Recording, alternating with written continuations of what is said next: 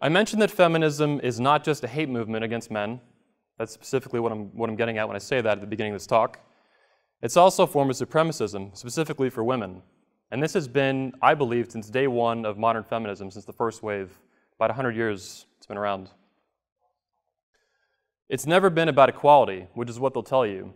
I actually, when I first put out the ideas of this talk to a new friend of mine I met about a year ago, someone who is young, highly intelligent, I go out with him all the time and meet women, and he's someone who's highly familiar with the manosphere, but particularly the POA community. Sharp young guy. He had an immediate knee-jerk reaction that influenced his talk when I discussed criticizing feminism and what we'll get into more throughout this talk. His initial reaction was rapid, too, and articulate. So you're opposed to women's rights and you want to destroy them. And that is not what I was talking about in the slightest. But the minute I criticized feminism, boom, immediately. And this is a sharp young guy that is a good thinker. He thinks outside the box, does not believe everything he's told, and is willing to go against the grain in a lot of areas of his life. So it was interesting that immediately when I criticized feminism, he jumped to women's rights, which I think has never been the case.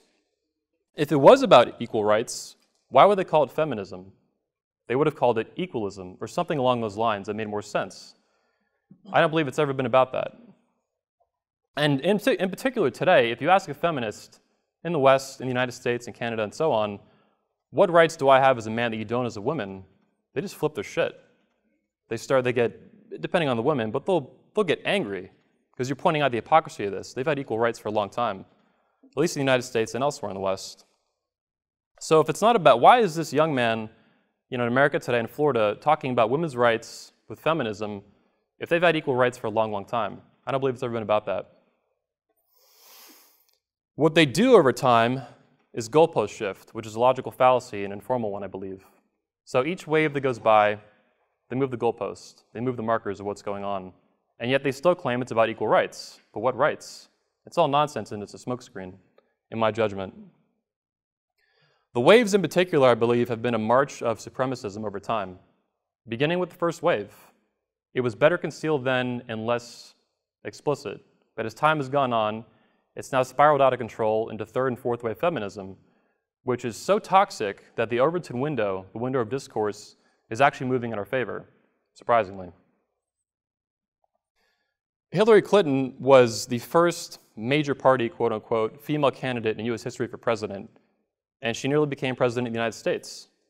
Just earlier this year, I believe, she went on camera for some sort of production studio and proudly declared the future is female.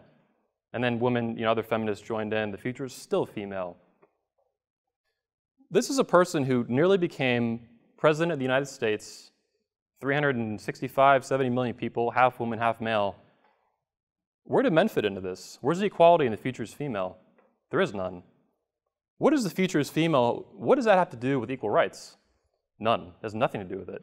It's strictly about women and supremacism.